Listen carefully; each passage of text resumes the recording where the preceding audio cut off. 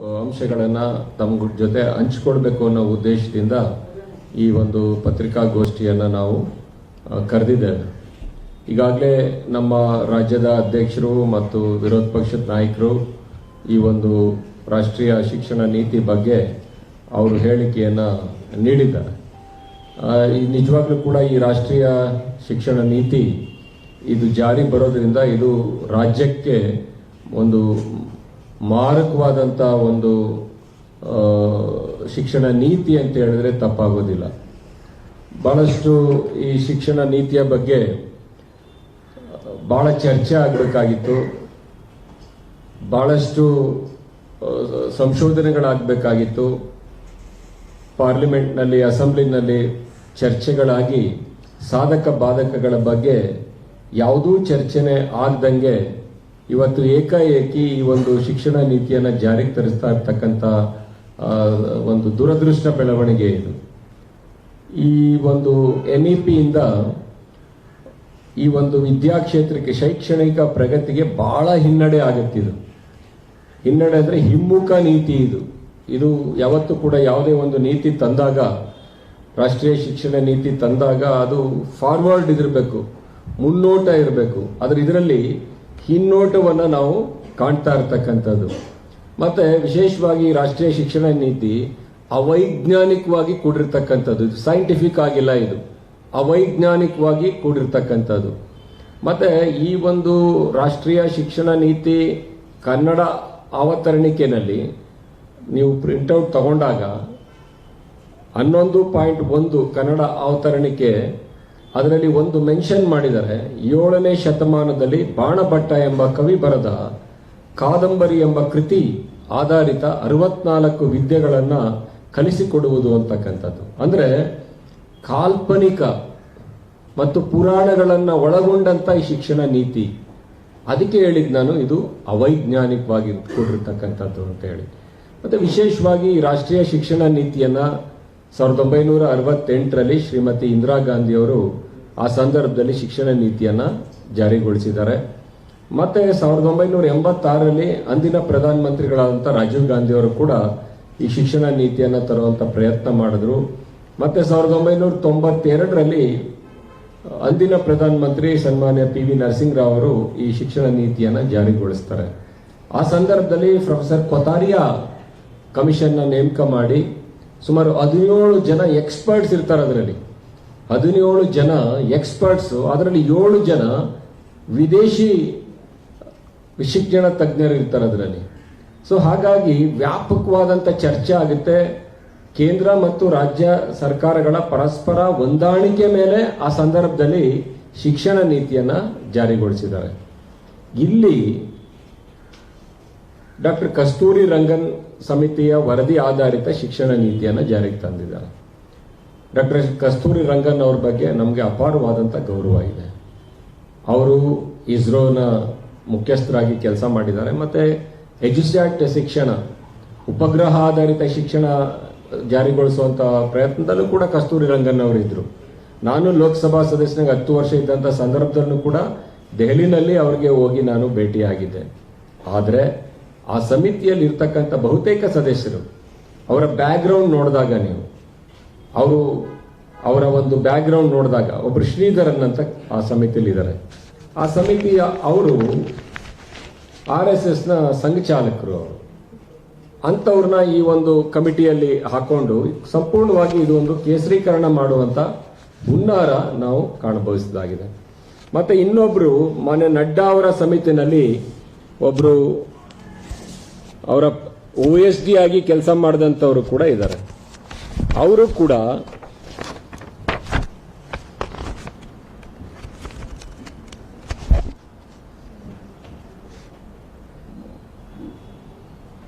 ಪ್ರತಾಪ್ ಗುಪ್ತಾ ಅಂತ, ರಾಜೇಂದ್ರ ಪ್ರತಾಪ್ ಗುಪ್ತಾ, ಅವರು ನಡ್ಡಾ ಅವರ ಜೊತೆನಲ್ಲಿ ಕೆಲಸ ಮಾಡಿದಂಥವ್ರು. ಕೊನೆಗೆ ಅವರು ನಡ್ಡಾ ಅವರು ಅವ್ರನ್ನ ಒಂದು ಭ್ರಷ್ಟಾಚಾರದ ಆರೋಪ ಮೇಲೆ ಅವ್ರನ್ನ ತೆಗಿತಾರೆ. ಹಾಗಾಗಿ ಈ ಒಂದು ಸದಸ್ಯರುಗಳು ಏನಿದ್ದಾರೆ, 8 ಜನ ಸದಸ್ಯರುಗಳು ನಮ್ಮ ಕಸ್ತೂರಿ ರಂಗನ್ ಸಮಿತಿನಲ್ಲಿ, ಬಹುತೇಕ ಅವರು ಎಲ್ಲರೂ ಕೂಡ ಬ್ಯಾಕ್ಗ್ರೌಂಡ್ ಸರಿಯಾಗಿ ಆ ಒಂದು ಎಕ್ಸ್ಪರ್ಟೈಸ್ ಇರ್ತಕ್ಕಂಥವ್ರು ಹೆಚ್ಚು ಜನರು ಇಲ್ಲದೆ ಆ ಒಂದು ಸಮಿತಿ ಕೊಟ್ಟ ವರದ ಆಧಾರದ ಮೇಲೆ ಈ ಒಂದು ಶಿಕ್ಷಣ ನೀತಿಯನ್ನ ತರುವಂತ ಪ್ರಯತ್ನ ಮಾಡ್ತಿರ್ತಕ್ಕಂಥದ್ದು ನಮ್ಮ ರಾಜ್ಯಗಳ ಸ್ವಾಯತ್ತತೆಗೆ ಇದು ಭಂಗ ಉಂಟಾಗುತ್ತೆ, ಫೆಡರಲಿಸಂಗೆ ಭಂಗ ಉಂಟಾಗುತ್ತೆ.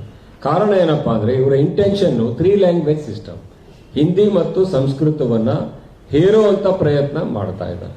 ನಿಮಗೆ ಗೊತ್ತಿದೆ, ಹಿಂದೆ ಅಮಿತ್ ಶಾ ಅವರು ಒಂದು ಹೇಳಿಕೆ ಕೊಟ್ಟರು, 1 ನೇಷನ್ 1 ಲ್ಯಾಂಗ್ವೇಜ್ ಅಂತ.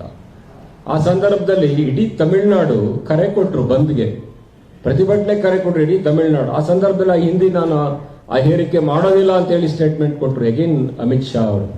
ಸೊ ಹಾಗಾಗಿ ಈ ರಾಷ್ಟ್ರೀಯ ಶಿಕ್ಷಣ ನೀತಿನಲ್ಲಿ ರಾಜ್ಯಗಳ ಸ್ವಾಯತ್ತತೆಗೆ ಭಂಗ ಉಂಟಾಗ್ತಿರ್ತಕ್ಕಂಥದ್ದು, ಫೆಡರಲಿಸಂಗೆ ಭಂಗ ಉಂಟಾಗ್ತಿರ್ತಕ್ಕಂಥದ್ದು ಮತ್ತು ಈ 3 ಲ್ಯಾಂಗ್ವೇಜ್ ಸಿಸ್ಟಮ್ನ ತಂದು ಹಿಂದಿ ಮತ್ತು ಸಂಸ್ಕೃತವನ್ನ ಹೇರಿಕೆ ಮಾಡುವಂತ ಪ್ರಯತ್ನ ಎನ್ಇಪಿನಲ್ಲಿ ನಡೀತಾ ಇದೆ. ಮತ್ತೆ ವಿಶೇಷವಾಗಿ ಸಂಸ್ಕೃತ ನಮ್ಮ ದೇಶದಲ್ಲಿ 1% ಅಷ್ಟೇ ಜನ ಗೊತ್ತಿರುವಂಥದ್ದು ನನಗೆ ತಿಳಿದಂಗೆ.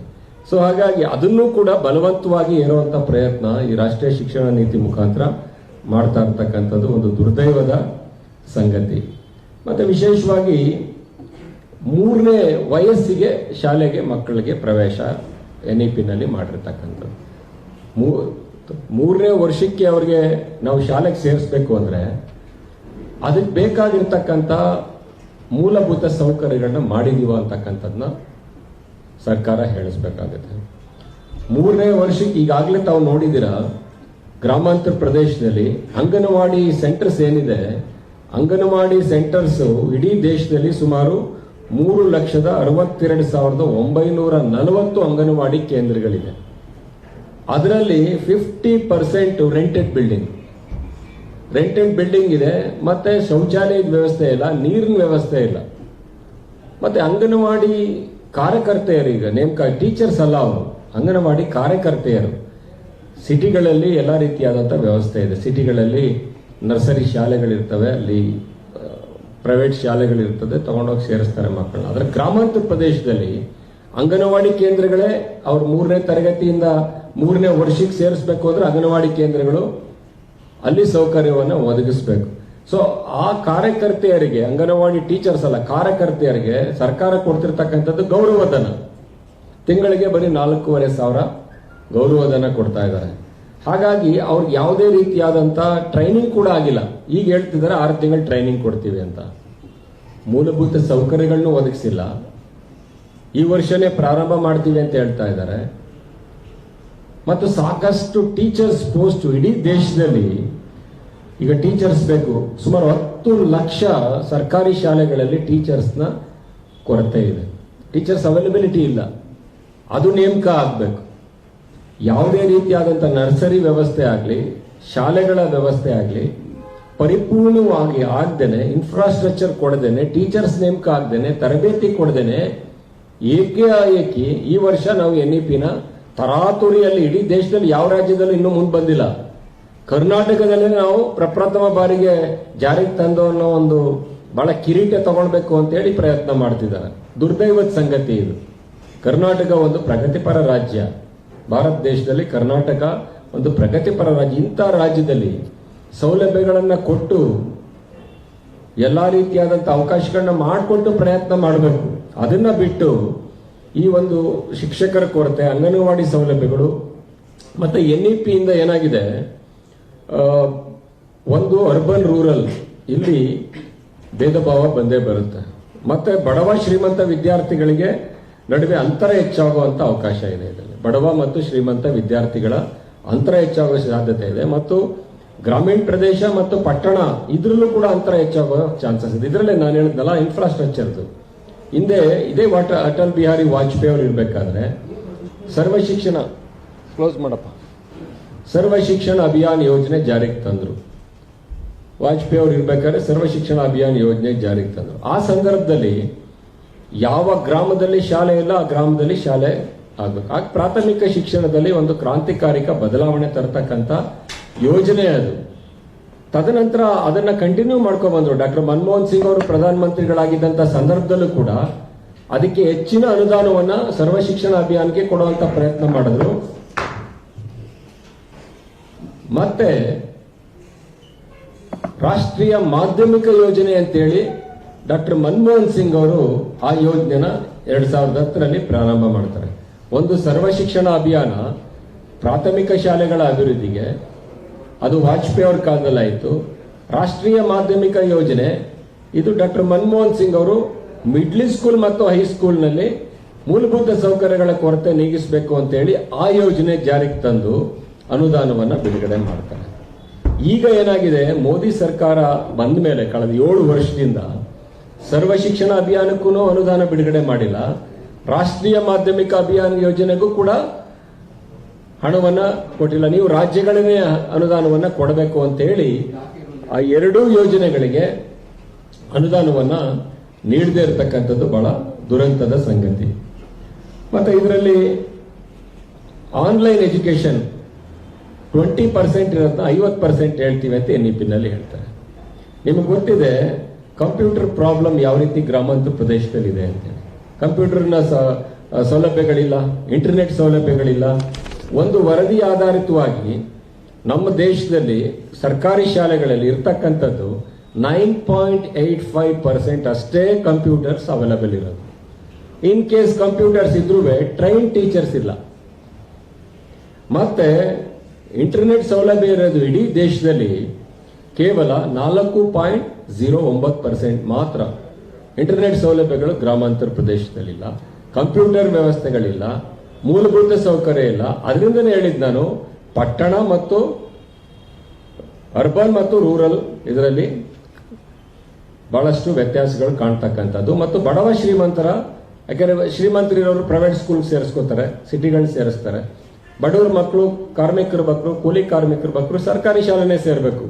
ಸೊ ಅಲ್ಲಿ ಈ ರೀತಿಯಾದಂಥ ವ್ಯವಸ್ಥೆ. ಹಾಗಾಗಿ ಬಡವ ಶ್ರೀಮಂತರಲ್ಲಿ ಕಂದಕ ನಿರ್ಮಾಣ ಆಗುವಂಥ ವ್ಯವಸ್ಥೆ NEP-ನಿಂದ ಆಗ್ತಾ ಇದೆ. ಮತ್ತೆ ಈ NEP-ನಲ್ಲಿ ಶೆಡ್ಯೂಲ್ ಕಾಸ್ಟ್, ಶೆಡ್ಯೂಲ್ ಟ್ರೈಬ್ ಮತ್ತು ಅದರ್ ಬ್ಯಾಕ್ವರ್ಡ್ ಕ್ಲಾಸ್ಗೆ ಮೀಸಲಾತಿ ವಿಷಯದ ಬಗ್ಗೆ ಎಲ್ಲೂ ಕೂಡ ಉಲ್ಲೇಖ ಮಾಡಿಲ್ಲ. ಸ್ಕಾಲರ್ಶಿಪ್ ವಿಷಯವೂ ಆಗಲಿ, ಫೆಲೋಶಿಪ್ ವಿಷಯವೂ ಆಗಲಿ, ಅಥವಾ ಮೀಸಲಾತಿ ವಿಷಯವಾಗಲಿ ಎಲ್ಲೂ ಕೂಡ ಆ ಉಲ್ಲೇಖ ಮಾಡಿರೋದಿಲ್ಲ. ಹಾಗಾಗಿ ಮುಂದೆ ಯಾವ ರೀತಿ ಈ ವರ್ಗದ ವಿದ್ಯಾರ್ಥಿಗಳಿಗೆ ಇದರಿಂದ ಸಹಾಯ ಆಗುತ್ತೆ ಅಂತಕ್ಕಂಥದ್ದನ್ನು ಆತಂಕದ ವಾತಾವರಣದಲ್ಲಿ ಇರತಕ್ಕಂಥದ್ದು. ಮತ್ತೆ ಈ ಬಹಳ ಪ್ರಮುಖವಾಗಿ ಈ NEP-ಯಿಂದ NEP ರಾಷ್ಟ್ರೀಯ ಶಿಕ್ಷಣ ನೀತಿ ಏನಿದೆ, ಇದು ಖಾಸಗೀಕರಣದ ಶಿಕ್ಷಣಕ್ಕೆ ಹೆಚ್ಚು ಒತ್ತು ಕೊಡ್ತಕ್ಕಂಥದಕ್ಕೆ ಇಲ್ಲಿ ಅವಕಾಶ ಮಾಡಿಕೊಟ್ಟಿದ್ದಾರೆ. NEP-ನಲ್ಲಿ ಏನು ಶ್ರೀಮತಿ ಇಂದಿರಾ ಗಾಂಧಿ ಅವರ ಕಾಲದಲ್ಲಿ ಖಾಸಗಿ ಸಂಸ್ಥೆಗಳನ್ನ ರಾಷ್ಟ್ರೀಕರಣ ಮಾಡಿ ಬಡ ಜನರಿಗೂ ಕೂಡ ಅನುಕೂಲ ಮಾಡ್ತಿದ್ರು. ಆದರೆ BJP ಸರ್ಕಾರ ಬಂದ ಮೇಲೆ ಪ್ರತಿಯೊಂದು ರಂಗದಲ್ಲೂ ಕೂಡ ಖಾಸಗೀಕರಣ ಮಾಡುವಂತ, ಸರ್ಕಾರಿ ಸಂಸ್ಥೆಗಳ ಲಾಭದಾಯಕ ಸಂಸ್ಥೆಗಳನ್ನ ಮಾರಾಟ ಮಾಡಿ ಖಾಸಗೀಕರಣ ಮಾಡುವಂತದನ್ನ ನಾವು ಕಾಣ್ತಿದ್ದೇವೆ. ಶಿಕ್ಷಣ ಕ್ಷೇತ್ರದಲ್ಲೂ ಕೂಡ ಆ ಪ್ರಯತ್ನ ಇದರಿಂದ ಸಾಗ್ತಾ ಇದೆ. ಶಿಕ್ಷಣ ಸಂಸ್ಥೆಗಳಿಗೆ ಸ್ವಾಯತ್ತತೆ ನೀಡುವ, ಅದರಲ್ಲೂ ಹಣಕಾಸು ಆಡಳಿತ ವಿಚಾರದಲ್ಲಿ ಸ್ವಂತ ತೀರ್ಮಾನ ತಗೊಳ್ಳೋದಕ್ಕೆ. ನೀವು ಪ್ರೈವೇಟ್ ಇನ್ಸ್ಟಿಟ್ಯೂಷನ್ಸ್ಗೆ ನಿಮಗೆ ಸ್ವಂತ ತೀರ್ಮಾನ ಮಾಡ್ಲಿಕ್ಕೆ ಬಿಟ್ರೆ ಯಾವ ರೀತಿ ನೀವು ಶುಲ್ಕ, ಫೀಸ್ ಸ್ಟ್ರಕ್ಚರ್ನ ಯಾವ ರೀತಿ ಈಗಲೇ ನೀವು ಡೊನೇಷನ್ ಹಾವಳಿ ತಡೆಯೋಕ್ಕಾಗ್ತಿಲ್ಲ. ಈ NEP-ನಲ್ಲಿ ಆ ಒಂದು ಸ್ವಾಯತ್ತತೆ ಸಂಸ್ಥೆಗಳಿಗೆ, ಅವರಿಗೆ ಶಿಕ್ಷಣ ಸಂಸ್ಥೆಗಳಿಗೆ ಸ್ವಾಯತ್ತತೆ ನೀಡೋದು, ಫ್ರೀ ಹ್ಯಾಂಡ್ ಕೊಡೋಂಥ, ಅದರಲ್ಲೂ ಆಡಳಿತ ಹಣಕಾಸು ವಿಚಾರದಲ್ಲಿ ನೀವು ಫ್ರೀ ಬಿಟ್ಬಿಟ್ರೆ ಬಡ ವಿದ್ಯಾರ್ಥಿಗಳ ಮೇಲೆ ಶುಲ್ಕ ವಿಧಿಸಿ ಅವ್ರನ್ನ ಎಕ್ಸ್ಪ್ಲಾಯ್ಟೇಷನ್ ಮಾಡುವಂಥದ್ದಕ್ಕೆ ಅವಕಾಶ ಇರತಕ್ಕಂಥದ್ದು. ಮತ್ತೆ ಈವನ್ MPhil ಪದವಿ, ಬಹಳಷ್ಟು ಜನ MA ಮಾಡಿದವರು ಪಾಪ ಜಾಬ್ ಸಿಕ್ಕಿಲ್ಲ ಅಂದ್ರೆ MPhil ತಗೊಂಡು ಫೆಲೋಶಿಪ್, ಕೇಂದ್ರ ಸರ್ಕಾರದ ರಾಜೀವ್ ಗಾಂಧಿ ಫೆಲೋಶಿಪ್ ಅದನ್ನು ಸ್ಟಾಪ್ ಮಾಡಿದ್ರು. ಆ ಫೆಲೋಶಿಪ್, ಸ್ಕಾಲರ್ಶಿಪ್ ಇಂದ ಬಹಳಷ್ಟು ವಿದ್ಯಾರ್ಥಿಗಳಿಗೆ ಓದುವಂತ ಅವಕಾಶ ಇತ್ತು. ಈ NEP-ನಲ್ಲಿ ಆ MPhilಗೆ ಅವಕಾಶ ಇಲ್ಲ. ಮತ್ತೆ ಬಡ್ಜೆಟ್ ಅಲೋಕೇಶನ್ ಹೇಳ್ತೀನಿ, ಶಿಕ್ಷಣದ ಬಗ್ಗೆ ಸ್ವಲ್ಪನೂ ಕಾಳಜಿ ಇಲ್ಲ NDA ಸರ್ಕಾರಕ್ಕೆ, BJP ಸರ್ಕಾರಕ್ಕೆ. UPA ಸರ್ಕಾರ ಇದ್ದಾಗ ಡಾಕ್ಟರ್ ಮನಮೋಹನ್ ಸಿಂಗ್ ಅವರ ಸರ್ಕಾರದಲ್ಲಿ ಬಜೆಟ್ ಅಲೋಕೇಶನ್ 2011ರಿಂದ 14ರ ತನಕ ನಮ್ಮ GDP-ನಲ್ಲಿ 4.5% ಇತ್ತು. ಗ್ರಾಸ್ ಡೊಮೆಸ್ಟಿಕ್ ಪ್ರಾಡಕ್ಟ್ ಏನಿದೆ ನಮ್ದು ಆರ್ಥಿಕ ಉತ್ಪನ್ನ, ಆ ಉತ್ಪನ್ನದ ಅಂಶದಲ್ಲಿ 4.5 ಅಷ್ಟು ಹಣವನ್ನ UPA ಸರ್ಕಾರ ಇದ್ದಾಗ ಹಣ ವಿನಿಯೋಗ ಮಾಡ್ತಿದ್ರು. ಆದ್ರೆ ಇವತ್ತು 2019-20 ಬಜೆಟ್ನಲ್ಲಿ ನೋಡಿದಾಗ NDA ಸರ್ಕಾರ ಕೇವಲ 3.4% ಮಾತ್ರ ಮೀಸಲಾತಿ ಇಟ್ಟಿದೆ. ಸೊ ಹಾಗಾಗಿ ಹಣಕಾಸಿನ ಇದನ್ನು ಕೂಡ ಇಟ್ಟಿಲ್ಲ. NEP ಏನ್ ಹೇಳುತ್ತೆ, ಬಜೆಟ್ನ ಕೇವಲ 6% GDP 6% ನಮಗೆ ಎಜುಕೇಶನ್ ಇಡಬೇಕು ಅಂತ ಹೇಳಿ NEP ನಲ್ಲಿ ಮೆನ್ಷನ್ ಮಾಡಿದ್ದಾರೆ. ಆದರೆ ಕಳೆದ 7 ವರ್ಷದಿಂದನೂ ಕೂಡ 3.5% ಮೀರೇ ಇಲ್ಲ. NDA ಸರ್ಕಾರ, ಕಾಂಗ್ರೆಸ್ ಸರ್ಕಾರ ಇದ್ದಾಗ UPA 4.5% ಕೊಟ್ಟಿರ್ತಕ್ಕಂಥದ್ದು ನೋಡ್ತೇವೆ. ಮತ್ತೆ ಪ್ರಮುಖವಾಗಿ ಇನ್ನೊಂದೇನಪ್ಪಾ ಅಂದ್ರೆ, ಅಶ್ವಥ್ ನಾರಾಯಣ್ ಅವರು ಈಗಾಗಲೇ ತಯಾರಿಲಿದ್ದಾರೆ. ಇನ್ನು ಪಠ್ಯ ಪುಸ್ತಕ ಆ ಸಿಲೆಬಸ್ಸೇ ಇನ್ನೂ ಫೈನಲೈಸ್ ಆಗಿಲ್ಲ, ಪಠ್ಯ ಪುಸ್ತಕಗಳು ಕೂಡ ಪ್ರಿಂಟ್ ಆಗಿಲ್ಲ, ಸಿಲೆಬಸ್ಸೇ ಫೈನಲೈಸ್ ಆಗಿಲ್ಲ. ಈಗ ಆತಾತುರವಾಗಿ ಇದನ್ನ NEP ನ ಜಾರಿಗೊಳಿಸುವಂತದಕ್ಕೆ ಪ್ರಯತ್ನ ಮಾಡ್ತಿದ್ದಾರೆ. ಹಾಗಾಗಿ ನಾವು ಕಾಂಗ್ರೆಸ್ ಪಕ್ಷ ಈಗಾಗಲೇ ನಮ್ಮ ಪಕ್ಷದ ಅಧ್ಯಕ್ಷರು ಇದನ್ನ ನಾಗ್ಪುರ್ ಶಿಕ್ಷಣ ನೀತಿ ಅಂತಾನೆ ಸ್ಟೇಟ್ಮೆಂಟ್ ಮಾಡಿದ್ದಾರೆ. ಸಿದ್ದರಾಮಯ್ಯನವರು ಕೂಡ ಇದ್ರ ಬಗ್ಗೆ ಸ್ಟೇಟ್ಮೆಂಟ್ ಮಾಡಿದ್ದಾರೆ. ಒಟ್ಟಾರೆ ಈ ಶಿಕ್ಷಣ ನೀತಿ ಇದು ಖಾಸಗೀಕರಣಗೊಳಿಸೋದಕ್ಕೆ ಸಹಾಯ ಆಗ್ತದೆ. ಪಟ್ಟಣ ಮತ್ತು ಗ್ರಾಮಾಂತರದಲ್ಲಿ ಕಂದಕ ಮೂಡತಕ್ಕಂಥ ವ್ಯವಸ್ಥೆ ಆಗುತ್ತೆ. ಮೊದಲು ವ್ಯಾಪಕವಾದಂಥ ಚರ್ಚೆ ಆಗಿದೆ.